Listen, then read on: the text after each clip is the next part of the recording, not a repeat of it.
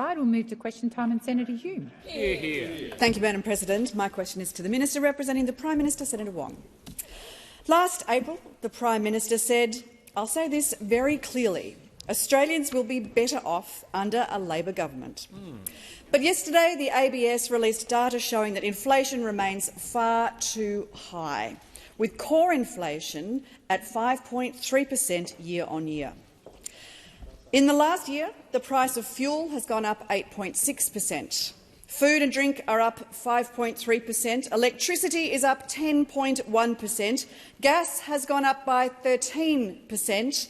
And OECD data shows that living standards have fallen more in Australia than in any other comparable country. Minister, will you now admit that Australians are suffering a cost of living crisis under this Albanese government? Thank you, Senator Hume. Minister Wong.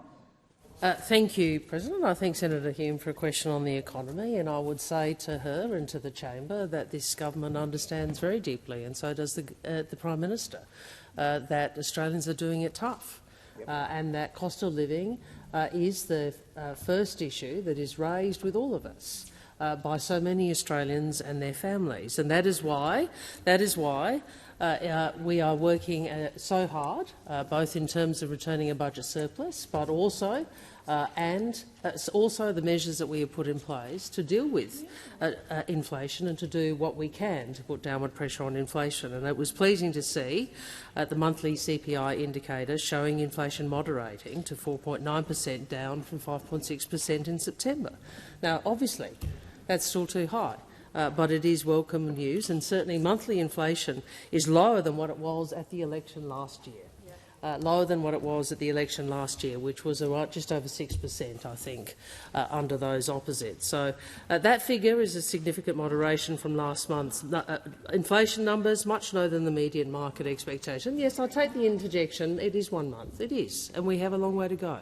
But this is a government that has put in place, for example, an energy plan which ensured that instead of energy prices having rising some nearly 18.8%, nearly 19%, as it would have done because of the measures that we put in place, rose by 8.4%. And I would remind those opposite, when they come in here worrying about— Minister Wong, please resume your seat. Senator Hume. Order, Madam President, and I have allowed the minister to go on now for 1 minute and 30 seconds. The question, though, was, are Australians suffering under a cost of living crisis under this government? Thank you, Senator Hume. And there were a significant preamble to that question, the minister's being directly relevant.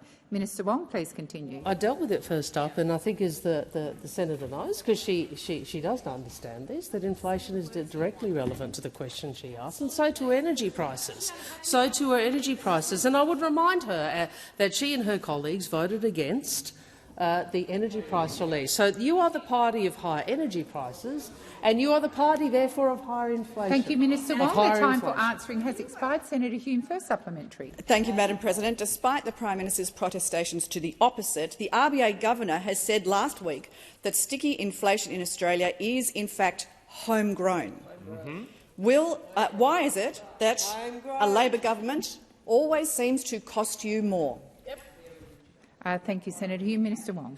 Well, it is the case that the drivers of inflation are multifaceted. Senator Hughes. It is the case that drivers of inflation are multifaceted, and we don't walk away from that, which is why we have put in place those measures which are contributing and have contributed to downward pressure on inflation. And we see that, particularly in the context of energy prices and also in the context of our fiscal policy. Well, you are smart enough, Senator Hume, to understand. Well, you are. You are smart enough to understand what would have been, and maybe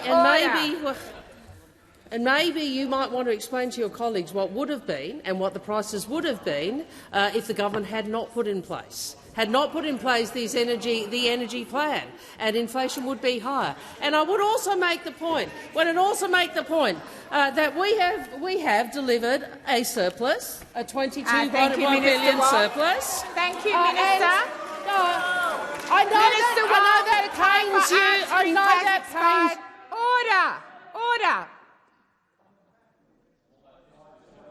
Thank you, Senator Patterson. When I call order, I expect there to be order, and I would ask senators to stop clapping. It adds to the disruption in this place. Senator Hume, second supplementary. Thank you, Madam President. Minister, the Salvation Army has said that Australians will be going into debt to pay for Christmas, with 31% seeking to use a credit card to pay for Christmas expenses, up from 18% last year. 23% will struggle to afford enough food to eat this Christmas, 34% will find paying utilities challenging, and 30% will struggle to pay their rent or mortgage repayments. Minister, is it correct to say that life isn't easy under Prime Minister Albanese? Yeah. Thank you, Senator Hume. Minister Wong. Well, I would refer the senator to the targeted relief for those on income support payments, which were such an important part of our previous budgets and which form part of the $23 billion of measures we have put in place. But yes, we understand people are doing it tough. They are.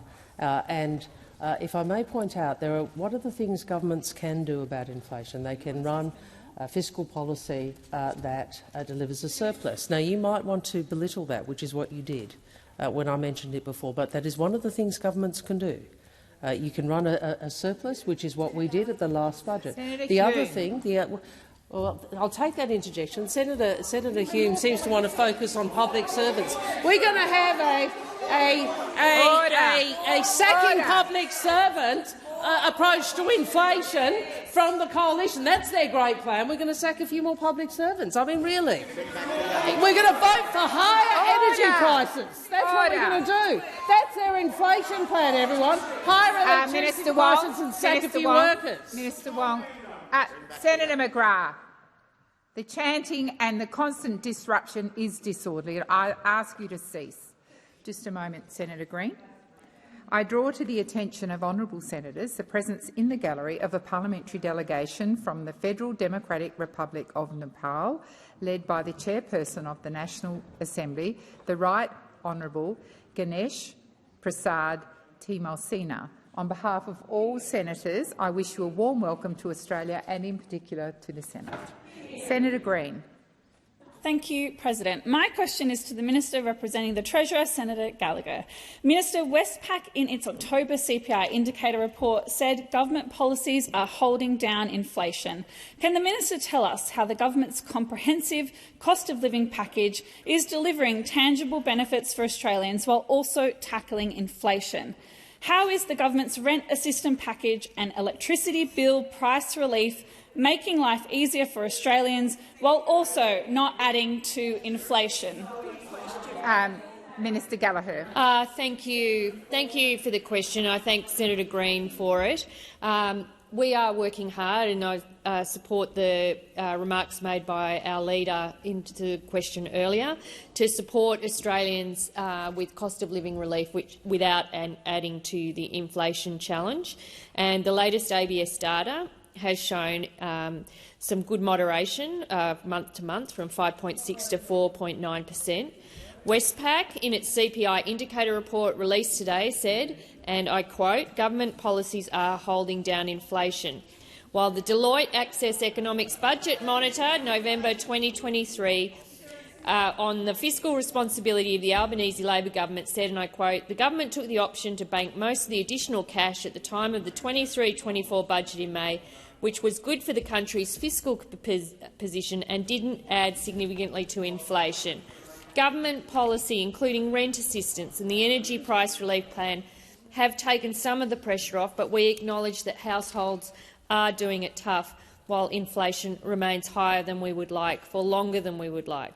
The OECD Economic Outlook for November has stated the Commonwealth Government's energy price relief plan, which set a cap on wholesale coal and gas prices — they didn't insert there that you'd voted against it, but I'll add that in — and provided targeted energy bill relief, is expected to reduce headline inflation by 0.75 percentage point by the second quarter of 2024. With all of these results coming in, you can see that the decisions that we've taken are helping to alleviate cost of living pressures on households while also not making the inflation challenge harder. our policies, including cheaper childcare, reducing medicine costs, boosting wages, ensuring good minimum wage increases and fair pay for aged care workers, creating more than 600,000 jobs. The time for answering has expired. Senator Green, first supplementary. Thank you, President. Minister, the government is delivering significant investment in cost of living relief, including the $23 billion package delivered by the government. With government policies holding down inflation, can the minister also provide further details on how specific initiatives like cheaper medicines are easing the financial pressures on families while also delivering lasting social reform? Thank you, Senator Green. Minister Gallagher. Thank you very much, and I thank Senator Green for the question. And she is right to draw attention to the cost of living package that has a number of elements, including the energy bill relief, the medicines, cheaper childcare, our housing policies, increasing rent assistance, fee-free TAFE, which has been incredibly positive and well taken up, getting wages moving again, something that those opposite hate.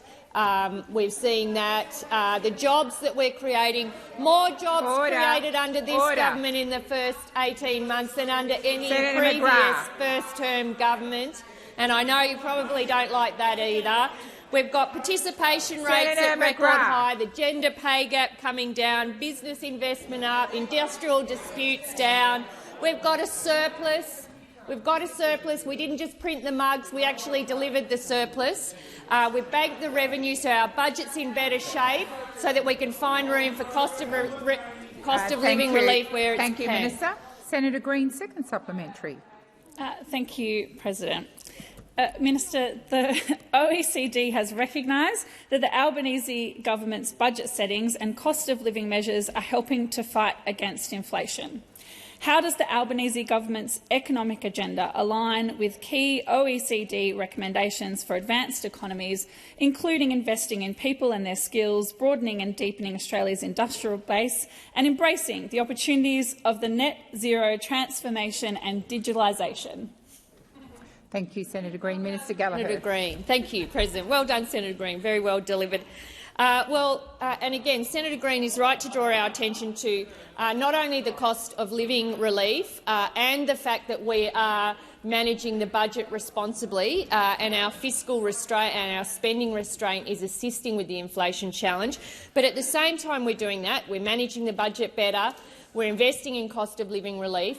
We're also investing in the productive side of our economy, doing the long-term investments that will drive economic growth across our economy, in skills, in the clean energy transition, in our housing policies. All of these areas so important to the future of this country, areas that weren't addressed under the former government, where we saw a decade of delay. And perhaps the energy transition is the most stark example of that. But the housing shortage is also a stark reminder of what happens when those opposite in government do nothing and fail the national interests of this country. Thank you, Minister. Senator Duniam. Thank you, President. My question is to the Minister representing the Environment, Minister Senator Wong. And I refer the Minister to the announcement by Minister Plibersek to consult over Christmas no less on whether to allow salmon farming on Macquarie Harbour on Tasmania's west coast to continue. Given the Minister has already indicated in her letter to the Tasmanian Premier of the 6th of November that the Labor government would likely require the industry to pause, in other words, shut down, will the Minister guarantee that not a single one of the 400 West Coast salmon industry jobs will be lost because of this Minister's and this government's decision? Thank you, Senator Duniam. Minister Wong.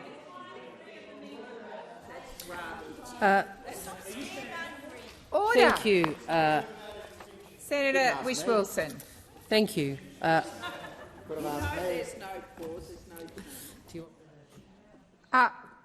Senators, your interjections are disorderly. I've called the Minister. Answer the question.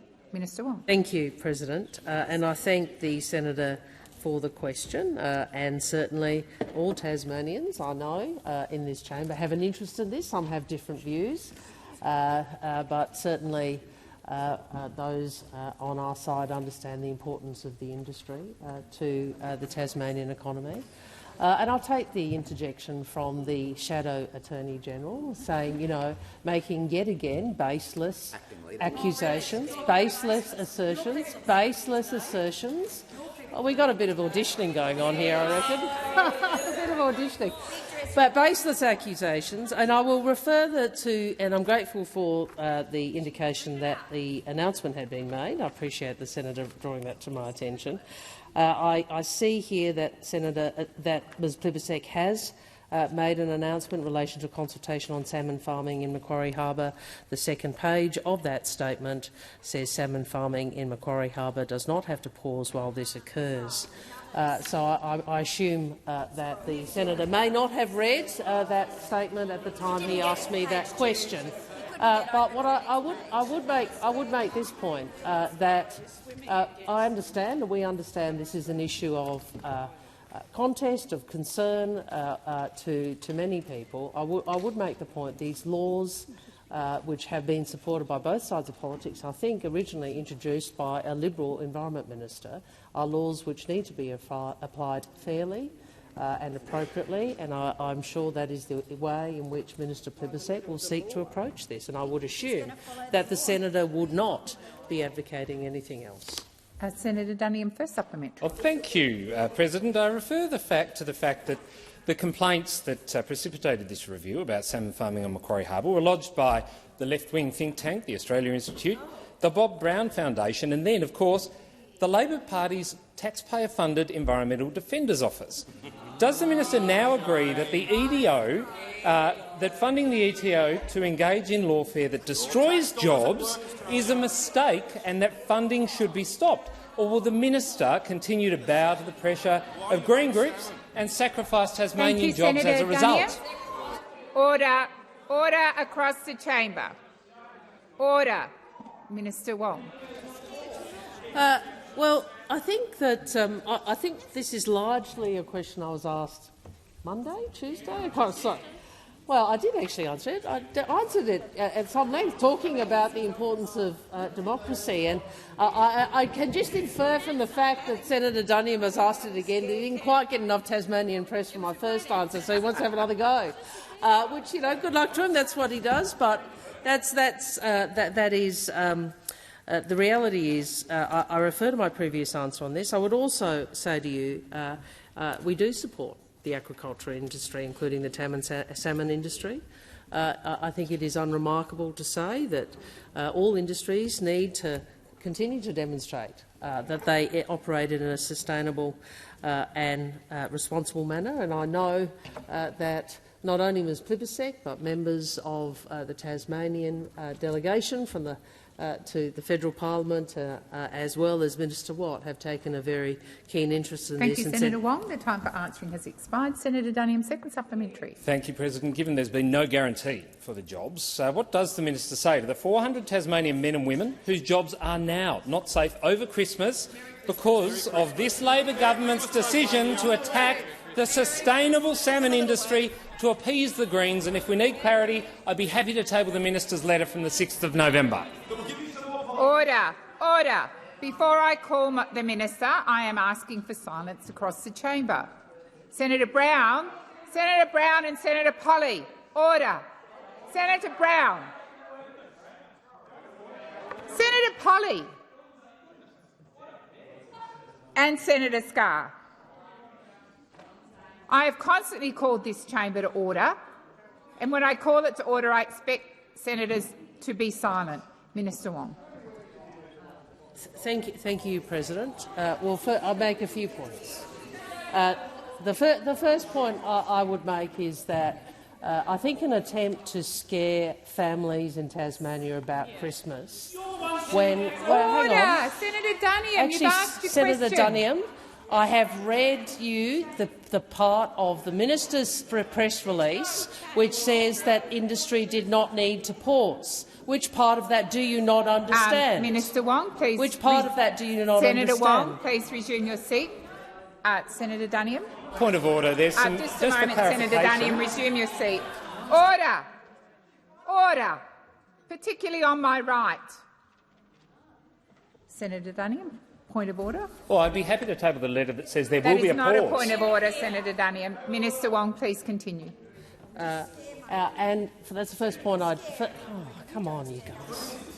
Order! Senator Polley, I've called you at least 5 times. And apologies if it wasn't you, Senator McGrath, but I think it was. Yes, well, I've called you on many occasions as well. The minister has the right to be heard in silence. That's the first point. So, I don't think running around trying to scare people about their Christmases is the right thing to do. The second thing I would say is that I know that Senator Urquhart and Minister Watt went to Strawn and met with just last week and met with Tasmanian, with members of the community, local salmon industry. And I would say to you, Senator Duniam, I guarantee people on this side have met a lot more workers in the industry than you. Thank you, Minister Wong. Senator Waters. Order. Order. Order. We have moved on. Senator Duniam. Senator Duniam, we have moved on. I had called Senator Waters. I expect there to be respect and silence for her question. Senator Waters. Thank you, President. My question is to the Leader of the Government, representing the Minister for Climate Change and Energy. Today, the Climate Change Minister delivered the annual climate change statement. But what was not mentioned in that speech was the uncomfortable fact that the emissions figures released today show that in the last 12 months, under your government, national emissions have gone up by 3.6 million tonnes. Why are you still continuing to open up new coal and gas mines? Senator Wong. Thank you, President. I thank the senator for her questions and what I would say to you, and I confess, with all the things we've had in the chamber and elsewhere today, I haven't read all that the minister said, but I would think this makes the very point that I have made in this chamber to you, that our targets are, whilst achievable, ambitious. Ambitious. And this is the fundamental difference between your party and our party, is that we have for many years wanted to take action on climate change. We have fought to take action on climate change. We have brought legislation into this chamber, including for an emissions trading scheme, which was sunk by your party. We understand we have to transition one of an economy which is very emissions intensive to be able to be competitive in a world which is moving to net zero. And we also understand that you don't do that by engaging in stunts and slogans. You don't do that by coming into the chamber and asking questions. You don't do that by making political points. You do that by doing what Minister Bowen is doing, which is to put in place the policy mechanisms to drive that change.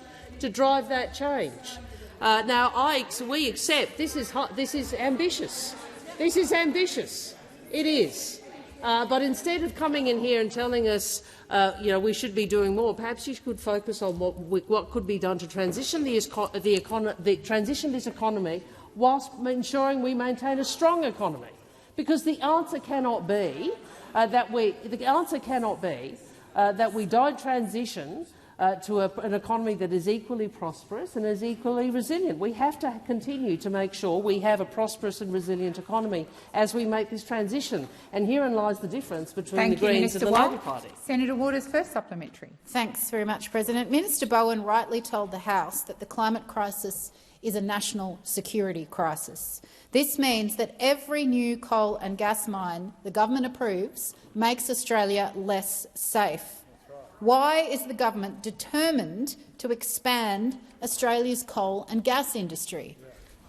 Minister Wong.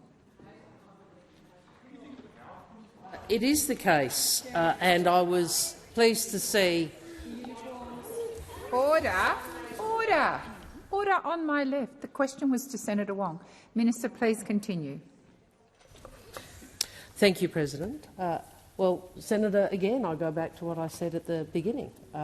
We recognise this is a transition that is going to take time, and we don't believe that the way in which we either meet our own domestic emissions nor contribute to global emissions reducing over the trajectory that has to occur by simply shutting down parts of our economy. We don't believe that.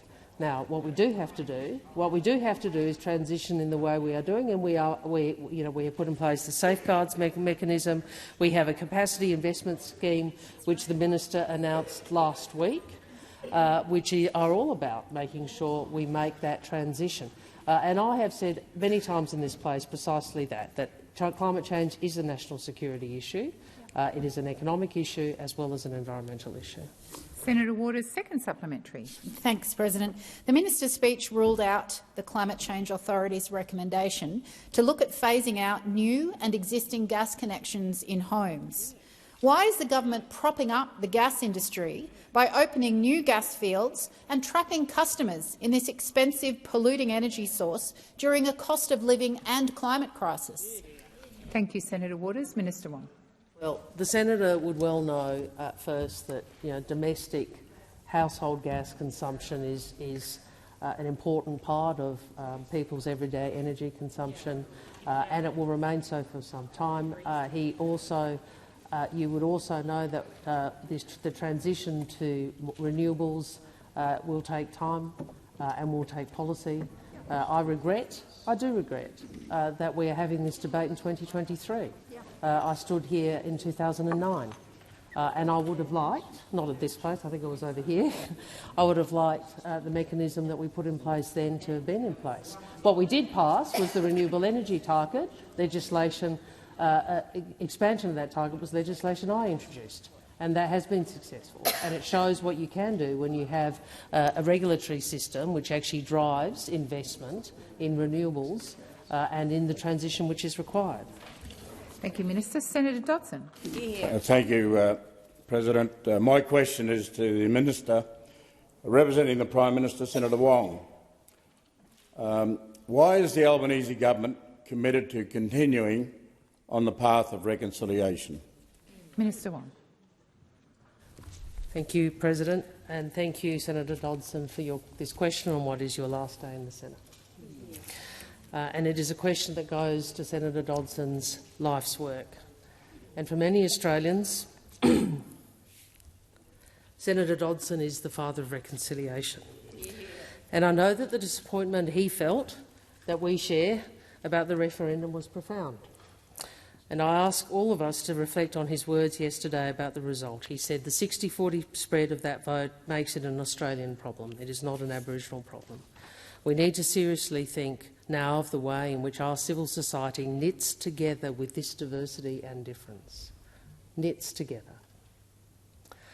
So this cannot be the end. And I say to senators, this is not something we need to think about only from the point of view of closing the gap, as important as it is. We need to think this is something we need to think about in terms of healing our nation. It's about the country we choose to be. Will we allow history to entrench difference and disadvantage, or will we decide to build a future that unites, which is what Senator Dodson has been seeking all his life? I know we are all saddened that Senator Dodson leaves this place when there is still so much to be done. But I would say to all of us, it is our job to continue his legacy and to continue the task he set out in his first speech. If we work to find what we have in common rather than what divides us, I believe we can be a better people. We can build a better Australia. We can build a better place for the next generation together. Thank you, Senator Wong. Senator Dodson, first supplementary. Thank you, President. Does the minister believe that in order to achieve justice for First Peoples, we need to work constructively and bring Australians together? Thank you, Senator Dodson. Minister Wong. Yes, I do, Senator Dodson, and I know you do too. And in fact, you have been a leader in that for all your life. That is your legacy. And we know it is always easy to use difference to divide. It is always easy to use prejudice to divide.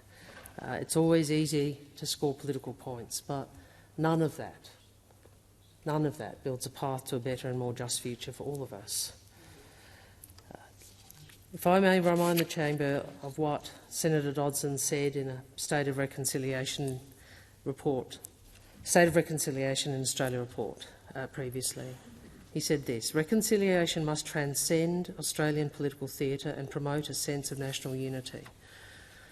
The soul of our nation cannot be a target for political slings and arrows, and on his last day here, I urge all of us to reflect on what Senator Dodson has taught us. We are all better off when we are reconciled, and justice is only achieved when shared by all. Thank you, Minister Wong. Senator Dodson, second supplementary. Thank you, President. Minister, why does the way we talk to each other matter for the kind of country we live in and the country our children inherit? Minister Wong. Each of us has a role in making Australia a better place, and our words and our deeds shape the lives of all Australians.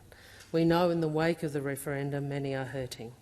We know Jewish communities, Palestinian communities and many more Australians are so distressed by the conflict in the Middle East. We must maintain respect for each other and for each other's humanity. There is no place for prejudice in this country. And when we speak, let us strive to speak with understanding for difference, and let us strive to speak with mutual respect.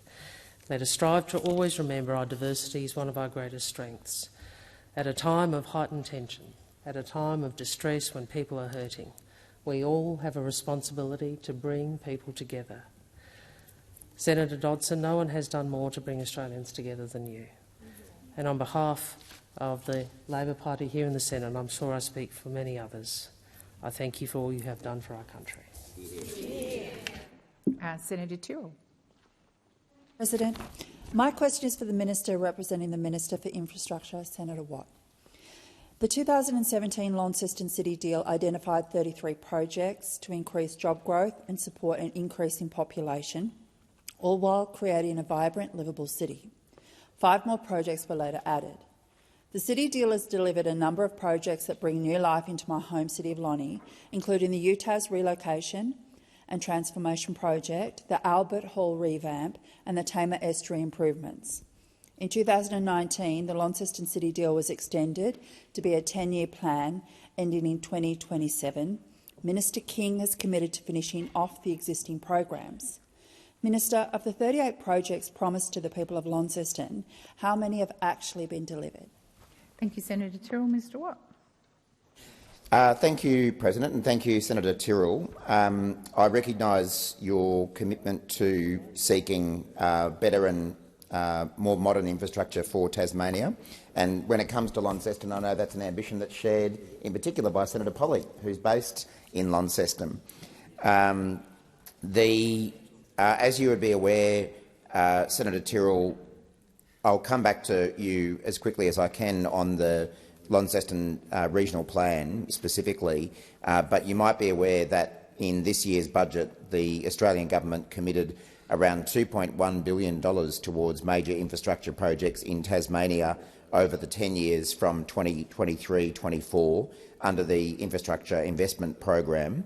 That Infrastructure Investment Program also provides $237.7 million over the 10 years from 2023-24 for smaller projects in Tasmania.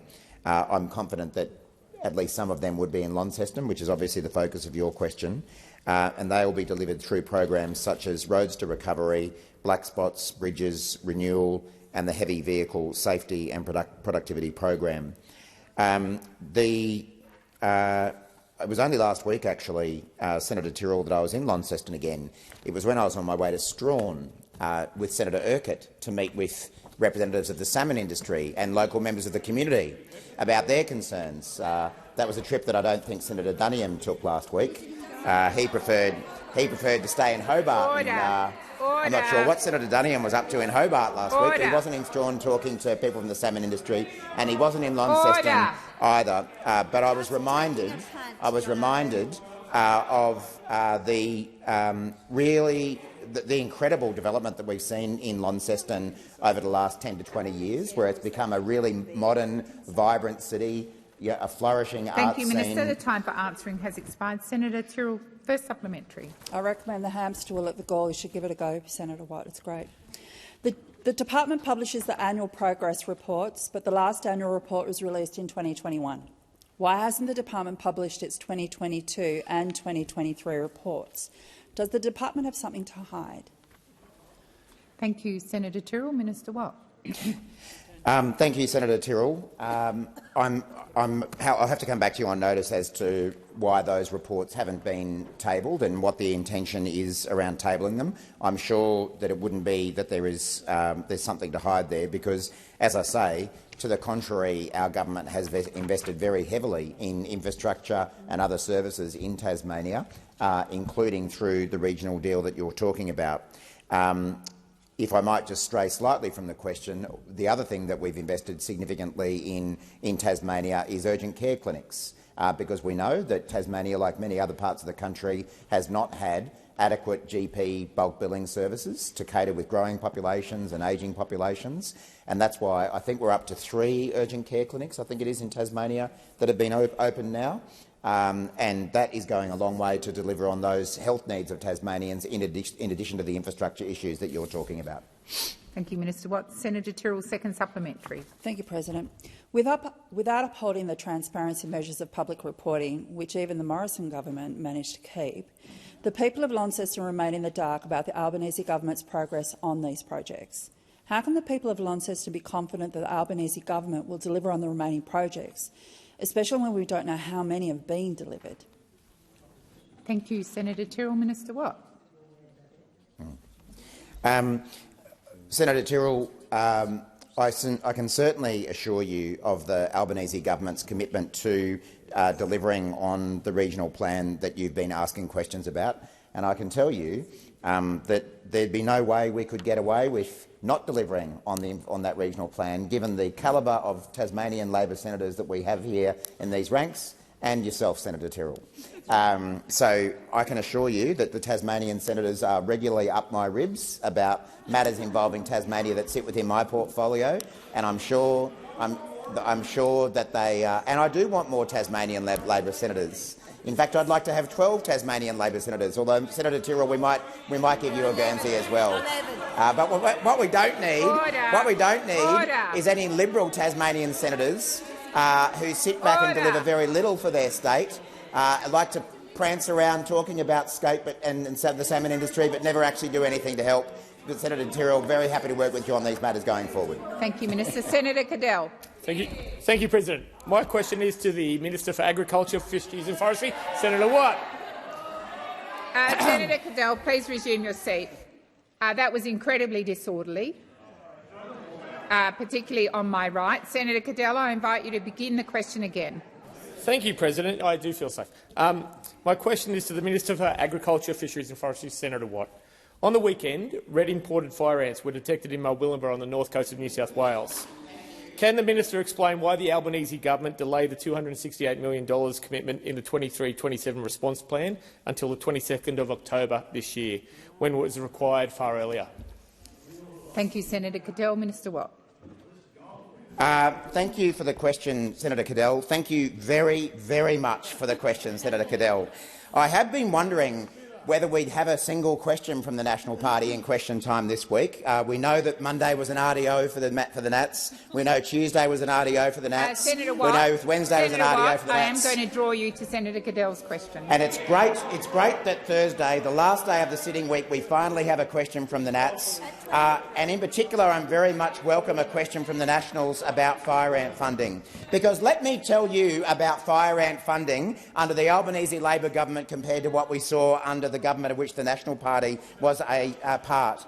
When we came to government, just like the biosecurity budget in general, being cut savagely by the National Party when they held this portfolio, being cut by about $100 million per year, which we had to fix in this year's budget, not a coalition government, not a National Party government, but a Labor Party government delivering biosecurity, that when it comes to fire ants, what we also found was that funding for fire ant eradication under the National Party had been cut to about $16 million per year.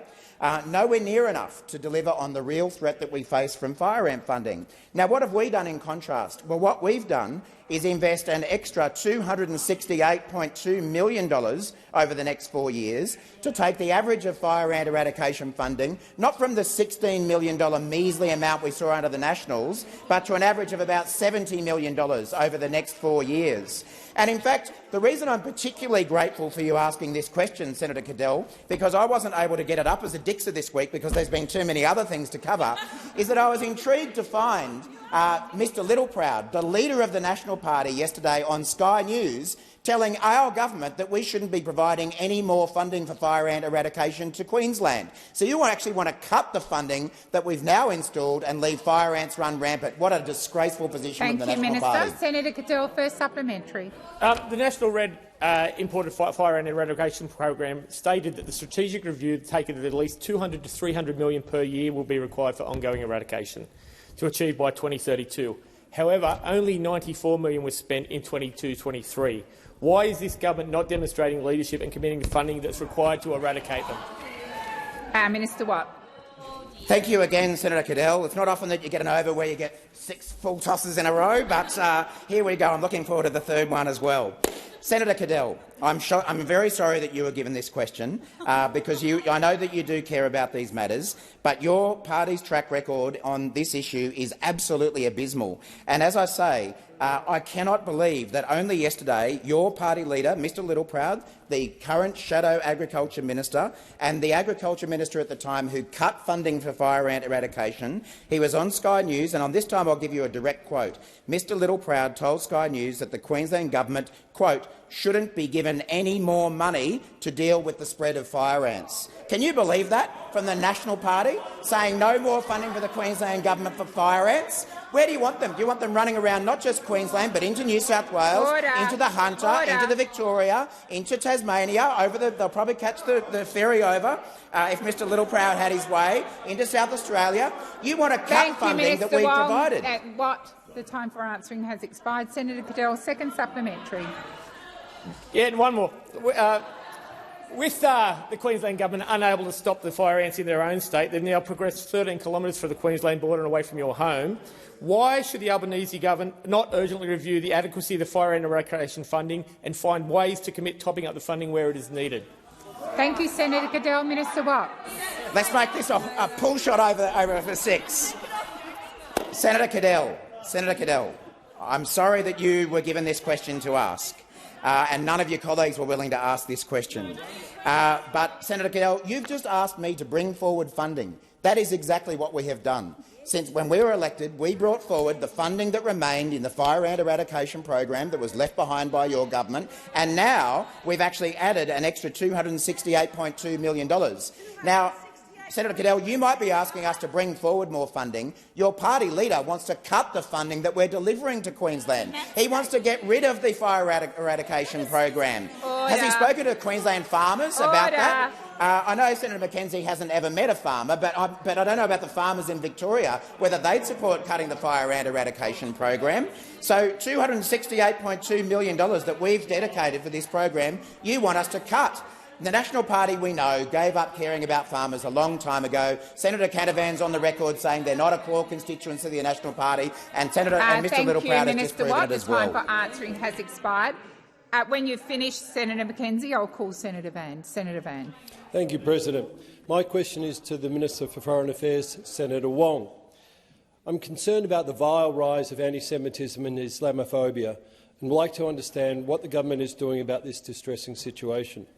Can the Minister please inform the Senate what measures the government is currently implementing to ensure the safety and security of international delegations visiting Australia, particularly in light of the recent incident at the Crown Plaza, Melbourne, involving a delegation of families of hostage victims in the Hamas-Israeli conflict?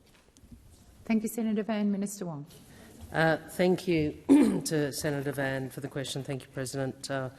And if I may pick up your question at the last part, which is I want to make some comments, in fact, about that issue, because my first response to those who engage in those protests is have some decency. Have some decency. I had the privilege, as did many people, of meeting with the loved ones of those killed or taken hostage. And I know that our members of Parliament met them, and the Prime Minister and the Deputy Prime Minister and I met with the delegation. And they're dealing with a horrific situation. They have people who have lost children, siblings whose brother was taken hostage, and it is, I think, for protesters to go out of their way to their hotel to engage in what was, I think, intimidating behaviour, I think is really beyond contempt. And what I'd say to people in this country is we all have our beliefs, and some people in this country have very different beliefs on this issue. But as I've said many times in this place, the strength of your conviction about your view should not override your fundamental decency and recognising the humanity of the other. And I think it is disturbing, distressing, and it does nothing to advance the cause for peace, for peace in the region. We will always denounce anti-Semitism and reject it utterly, and we all should. We should denounce Senator all Wong. forms The of time for prejudice in this answering country. has expired. Senator Van, first supplementary. Thank you. Thank you, Minister. In the context of that recent confrontation, some have called it victim blaming, involving this Israeli delegation, pro-Palestinian protesters, how does the government propose to balance the right to free speech and peaceful protests with the imperative to maintain public order and protect international visitors? And additionally, what specific guidelines or protocols are in place to manage situations where rights to protest and the safety of individuals may come into conflict? Thank you, Senator Van. Minister Wong. I think in your thank you, President. I think in your question, Senator Van, you actually go to the very issue, which is all of our rights are not absolute, or very few, and the right to freedom of speech needs to be balanced by the right for people to feel safe and to be safe. That's the balance we seek to have, for example, in the Racial Discrimination Act with Section 18C. That's the balance we should exercise and observe as leaders in this place.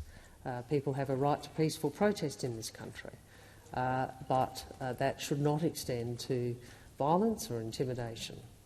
And again, I go back to this point.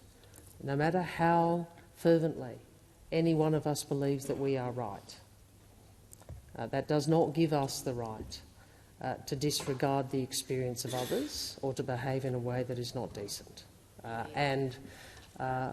We, in all sides of the Thank you, Minister. debate The time should for remember answering that. has expired. Senator Van, second supplementary. Thank you, President. In light of the recent event where teachers in Victorian schools have been reported to engage in pro-Palestinian actions, what measures is the government taking to ensure that political activism does not infringe upon the neutrality expected in educational settings? And how does the government plan to address this issue while respecting freedom of expression? Thank you, Senator Van. Minister Wong. Well, 2 points. I think Senator Watt was asked that question this week, and he referred to Minister Clare's public statement that he believed children should be at school. Again, I think your question goes to the heart of how we, as a multicultural society with a range of different views, a range of different experiences, manage our differences. I am someone who believes, and I think I would hope most people in this chamber, that our multiculturalism and our diversity is such a great strength of this country. It's one of the things that makes me most proud. And Victoria, is, I think, the most multicultural state. Now, I've said that. You watch, I'm going to get a lot of criticism from New South Wales. But anyway, I think statistically that is the case. But the point, Queensland is. OK, that's what Senator Rennick says. We also have to make sure we manage our differences respectfully. And this has been hard to do because people are distressed, but we would continue to urge people to do so. Thank you, Senator Wong. The time for answering has expired. Senator Stewart. Thank you, President. My question is to the Minister for Trade and Tourism, Senator Farrell. Australia's tourism industry makes an extremely valuable contribution to jobs across Australia and to our national economy. However, in recent years, the industry has faced challenges presented by the pandemic. Can the Minister update the Senate on the latest outlook for the recovery and future growth of this vital sector? Minister Farrell. Thank you, President, and can I thank Senator Stewart for her question, and I know she has a great interest in the tourism sector as it affects the great state of Victoria. On Tuesday, Australia's latest tourism forecasts for 2023-2028 were released, showing a stronger outlook for international arrivals growth than previous predictions. The forecast tells us that international tourist spend in Australia will exceed pre-pandemic levels in 2024. International arrivals in Australia will exceed pre-pandemic levels in 2025, and domestic tourism spend, which already exceeds its pre-pandemic level, will continue to rise. And in Senator Stewart's home state, domestic visitor nights are due to increase by 8% this year. This is thanks to the reopening of China to outbound travel and a more positive look for the return of Chinese visitation to Australia. Sustained high growth in international arrivals to Australia throughout 2023 to date, and continued reopening of flight routes and commencement of new flight routes connecting Australia to the broader markets. Of course, President, we know that tourism businesses still face challenges. Unlike those opposite, who withdrew critical support nearly a year before Australia's international borders reopened, this government is committed to continuing our work with industry to help it rebuild and grow. We're delivering a package of support designed in consultation with industry to address the challenges industry identified as barriers to its recovery. And, as the tourism forecasts show, the outlook for the future of Australian tourism industry is a positive one. Thank you, Minister Farrell. Senator Stewart. Thank you, Minister, and thank you for those great statistics, especially for Victoria. Minister, what actions is the Albanese government taking to support the Australian tourism industry to bounce back from the impacts of the global COVID-19 pandemic and help it grow into the future? Minister Farrell. Thank you, President, and thank Senator Stewart for her first supplementary question. The Albanese Labor government is supporting Australia's tourism industry in many, many ways. Our Come and Say G'day campaign has been viewed by 1.15 billion times. We've delivered a $48 million package for the industry, including grants to help tourism exporters reconnect with key markets, funding for activities that encourage people to choose tourism as a career, and, of course, helping caravan park operators like Paul and Teresa Boswell in Palm Cove, who are installing an accessible swimming pool thanks to a $100,000 grant under our $10 million caravan park program. The time for answering has expired. Senator Stewart, second supplementary. Thank you. Minister, how is the Albanese government working with Australia's tourism industry to help businesses future-proof themselves and adapt to changing consumer expectations, including through helping them offer more sustainable and attractive experiences to both domestic and international visitors? Thank you, Senator Stewart. Minister Farrell. Thank you, President, and can I thank Senator Stewart for her second supplementary question. We know through consumer demand research that more travellers are considering sustainability when planning their holidays. The Albanese Labor government wants Australian tourism businesses to benefit from this burgeoning market. That's why last week I joined my state and territory colleagues to launch the Sustainable Tourism Toolkit. The toolkit provides clear, practical advice for businesses on how they can operate more sustainably, allowing them to attract this growing market while cutting their own costs on things like energy and water. Well, we're doing it. We're doing it, Senator Scarr. Yep, Senator Scarr. A sustainable, thriving tourism industry means jobs, growth and infrastructure that benefits our communities and our economy. Thank you very much. And my question is to the Minister representing the Prime Minister, Senator Wong. Minister, why did the Minister for Home Affairs fail to prepare for an expected High Court loss and then falsely claim she was advised the government would win? Minister Wong. Well, I don't accept the propositions in the question, I know, Senator Cash, that you would like me to agree with every proposition you put to me, but I found over the time you've been here that that is not actually a very sensible practice. Order. But what I will say, she puts things to me. She's allowed to. I'm allowed to say no. That's how it goes. That's what we do.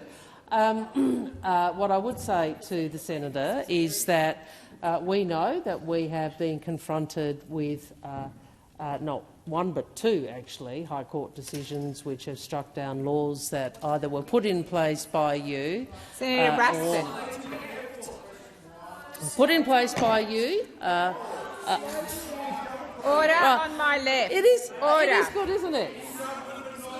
So they can see that they put these laws in place, the ones that have been struck down. Please resume your seat. Order on my left. Senator Cash, I'm calling you to order, and I'm calling those on my left to their order. The question's been asked. The minister is answering it. Senator Ruston, order. Order. Senator O'Sullivan, you're not in a debate with me. I am simply asking you to be respectful and stop interjecting. Minister Wong.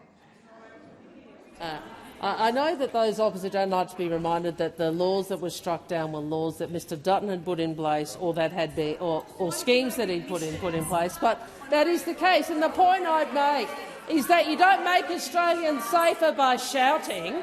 You make Australia or by putting in place laws which the High Court strikes down. Order. But that seems to be Mr Dutton's approach. That seems to be Mr Dutton's approach. We have made sure. Please resume your seat. Once again, order on my left. Senator Ayres. Minister Wong, please continue. Thank you. The government has, at all times, made community safety our first priority. You know what those opposite have made the first priority? Their political interest. You can always count on the coalition. You can always count on the Liberal Party to put their own political interests first. You can always count on Mr Dutton to put his own political interests first.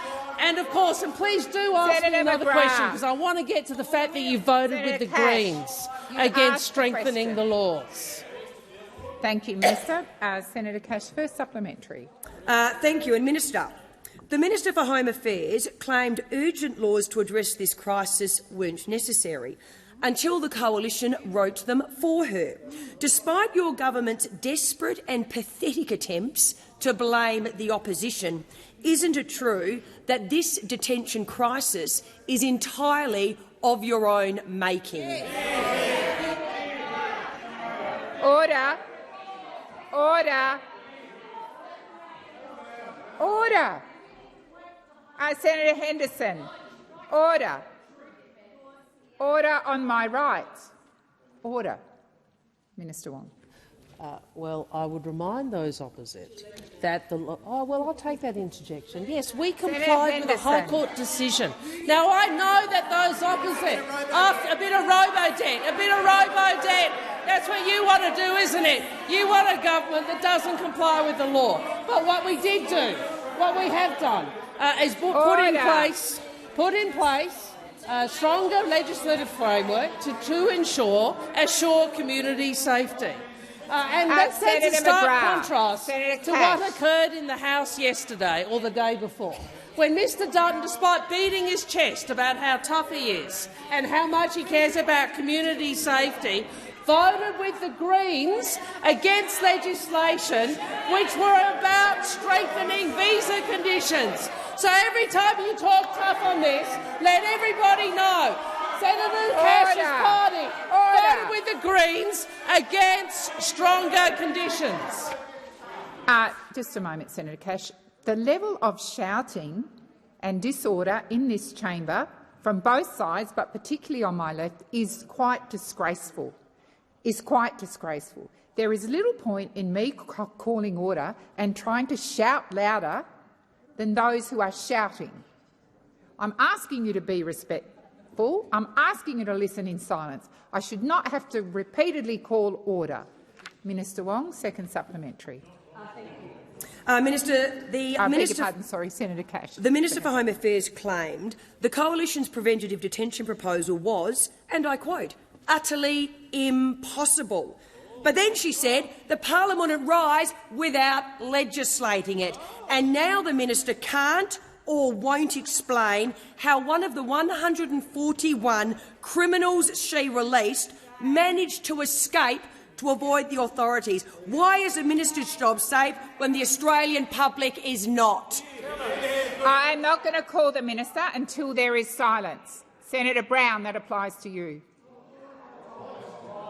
Order. Order. Minister Wong.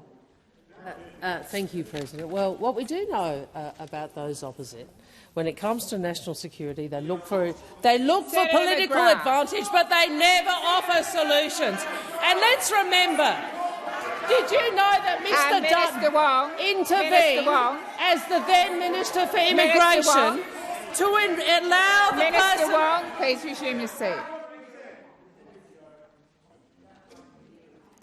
I would expect that when I ask for silence in this chamber, that it will be respected. I should not have to sit the minister down. I should not have to repeatedly remind senators in here that shouting is completely disorderly. It is not your role to shout louder than the person responding, whether you like it or not. It is your role to sit in silence, and that is what I expect. Minister Wong. Mr Dutton intervened as the then Minister of Immigration to allow the convicted paedophile at the centre of the High Court case, NZYQ, to apply for a new visa in 2016. Instead of seeking to remove him from Australia, he made a decision that enabled the convicted person to stay in Australia. So he is in Australia until the day the High Court made the decision because of a decision of Mr Dutton. Please resume your seat. Order. Order. Senator Hanson-Young. Order. I have Minister Wong, I have Senator Hanson-Young on her feet. Order. Senator Patterson. I'll remind you all that Senator Hanson stood halfway through those incredibly loud and rude and disrespectful interjections, particularly from those on my left. Senator Hanson-Young, I suspect I can guess what you're going to call your point of order on, but please go ahead. Thank you, President. You've made my point of order for me. Thank you. Thank you, Minister Wong. So further questions be placed on notice. Thank you.